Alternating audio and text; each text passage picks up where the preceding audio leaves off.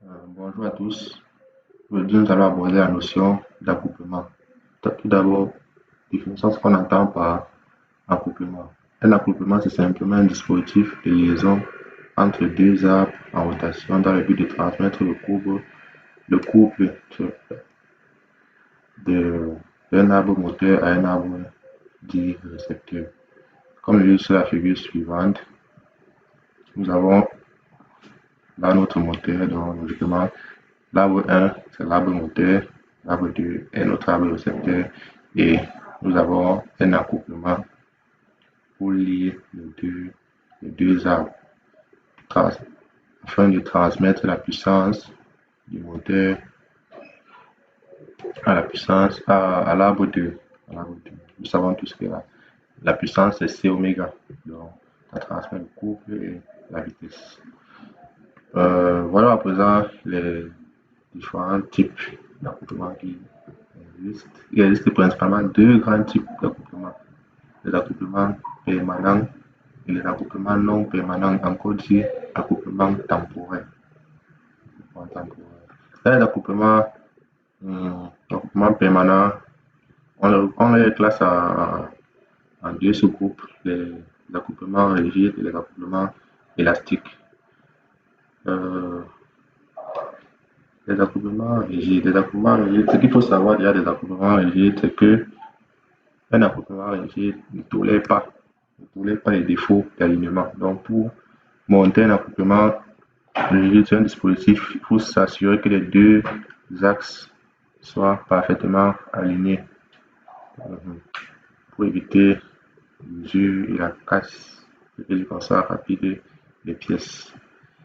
Comme accouplement rigide, nous avons les manchots à clavette, manchots à goupille, accouplement à plateau, accouplement par alliance. Bon, ces différents accouplements feront l'objet de votre vidéo. Comme accouplement élastique. L'accouplement élastique, comme son nom l'indique, ils peuvent tolérer, ils sont élastiques, c'est-à-dire font intervenir les éléments, de flexion, tels que le ressort. Oui. Comme accouplement élastique, nous avons les joints de cadran, le joint d'organe, accouplement à ressort, accouplement à membrane et bien d'autres encore. Bon, voilà un peu quelques accouplements non permanents.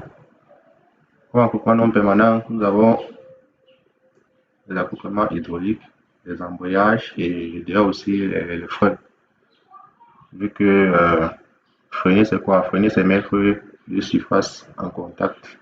Ouais. Et lorsque ces deux surfaces sont en contact, on dit qu'on les a couplées. C'est le frottement de ces deux surfaces qui réduit le mouvement, donc qui réduit la vitesse. Ouais. Et les embrayages fonctionnent aussi pareil, vu que embrayer, c'est mettre, en prenant le cas d'un véhicule, l'action d'appuyer sur la pédale d'embrayage. Lorsqu'on appuie sur la pédale d'embrayage, nous sommes en train de débrayer, donc nous sommes en train de couper le contact entre l'arbre moteur et l'arbre récepteur. Et lorsqu'on relâche l'embrayage, on embraye en fait, vu que nous sommes en train de remettre le contact. Bon, de façon vulgaire, c'est un peu ça, l'embrayage. Bon, euh, regardons quelques symboles normalisés de l'accouplement. Accouplement permanent, accouplement non permanent. Nous avons là le symbole normalisé d'un accouplement rigide, celui d'un accouplement élastique, celui d'un embrayage, celui d'un frein, celui d'un limiteur de couple. Bon, qu'est-ce qu'un limiteur de couple? Un limiteur de couple est un dispositif de sécurité. Bon, ça fait quoi d'un dispositif? Le limiteur de couple, hum, limité de couple, comme son nom l'indique, ça limite le couple, donc ça protège l'appareil des couples élevés. C'est en fait ça le rôle principal d'un limiteur de couple. Bon, quelques défauts d'alignement qu'on peut rencontrer dans la vie, dans la mécanique principalement. Bon, nous avons principalement, nous avons au début hum, deux arbres sans défaut d'alignement. Donc, nous voyons là les deux. Donc là, nous avons deux arbres parfaitement alignés. C'est Dans ce cas, que nous pouvons penser à mettre, à monter un accouplement rigide. Un accouplement rigide. Bon, l'inconvénient des accouplements rigides, c'est quoi? L'inconvénient des accouplements rigides, c'est que hum, ça ne réduit pas, je veux dire quoi? Je veux dire le couple, donc ça ne réduit pas les efforts. Donc, si, si un mécanisme est soumis à plusieurs. Si un mécanisme est soumis à un couple élevé, ça va retransmettre directement le couple à l'arbre moteur. Donc, ça va retransmettre directement le même couple élevé là au moteur et ce qui peut endommager le moteur et tout. Bon, revenons à nos moteurs. Nous avons deux arbres sans défaut d'alignement. Nous avons un défaut d'alignement radial qui est défini par ce déplacement dr. Défaut d'alignement radial est caractérisé comment les deux axes sont parallèles mais distants. Euh, il y a une petite distance dr qui les sépare. Ouais. Nous avons le désalignement axial. Axial matérialisé comme celui-ci. Nous avons le désalignement angulaire. Le désalignement angulaire, nous voyons notre arbre d'entrée. Nous voyons notre arbre d'entrée. Nous voyons l'axe qui est légèrement décalé de l'axe de l'arbre de sortie, incliné d'un angle d alpha. Bon, les types de les types d'accouplement les types d'accouplement qu'on monte généralement sur ce cas de figure, ce sont les joints de cadran. Oui. Nous avons les cas angulaires en torsion. Voici cet écart-là, θ.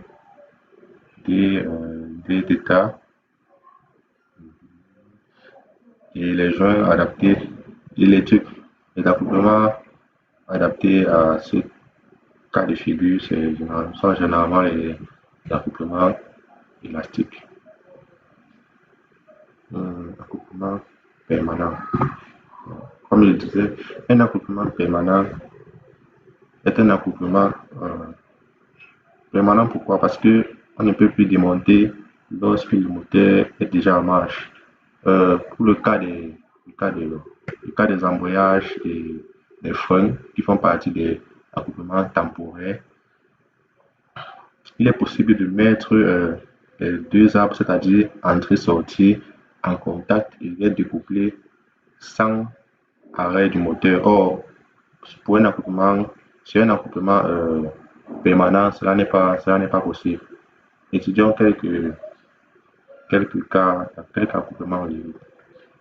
Bon, accouplement,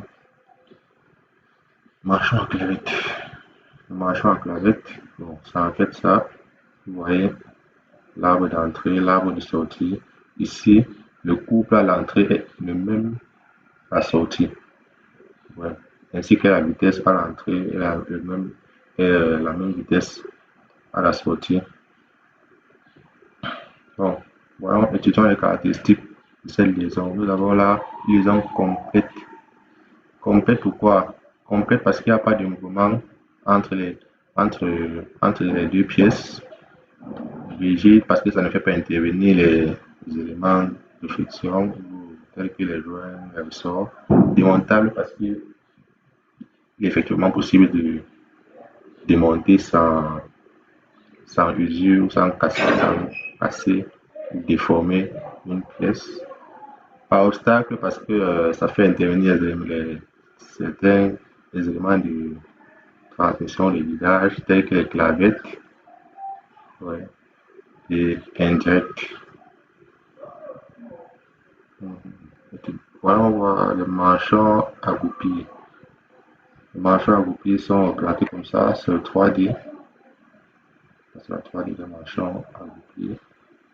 Vous voyez là l'arbre d'entrée, l'arbre de sortie également. Voici les deux groupies et la caractéristique des liaisons est la même. Nous avons toujours à faire une liaison complète, rigide, démontable, par obstacle et indirect. Bon, l'inconvénient de ce type d'accouplement, c'est que l'usure des pièces est vraiment rapide. Bon, accouplement à plateau. À plateau, nous avons là le roulable d'entrée, là où sortir nos deux plateaux reliés par des vis, par une vis et un écrou. Ouais. Ça, c'est la vue en perspective. Bon, l'objectif ici, c'est à la fin de ce cours, la vidéo suivante, nous allons prendre un cas d'accouplement et le dessiner, modéliser nous-mêmes, l'animer et voir fonctionnement lorsqu'on accouple et lorsque. Bon, les caractéristiques entre la pièce 5, 3 et 5. 3 et 5. Nous avons une liaison complète. Complète parce qu'il n'y a pas de mouvement entre les deux. Il ne peut pas exister de mouvement dû au fait qu'il y a les vis là. Rigide, toujours parce qu'il n'y a pas d'élément de friction. Démontable par adhérence et indirect. Bon, lors de la fabrication des plateaux, on doit se rassurer parce qu'ils sont dit l'ajustement entre 2 et 5 et 3 et 1 doit être incertain, donc serré et démontable. Ouais. Et là, on peut faire la désignation des ajustements incertains, donc H10. Bon, accouplement élastique. Nous allons voir les accouplements élastiques dans la prochaine vidéo. Si cette vidéo t'a plu, n'hésite pas à liker, partager et commenter. Cela m'encourage. Et dans la suite, nous allons modéliser, cet accouplement, l'accouplement à plateau à l'aide du logiciel SolidWorks. Bon, à la prochaine. Allez.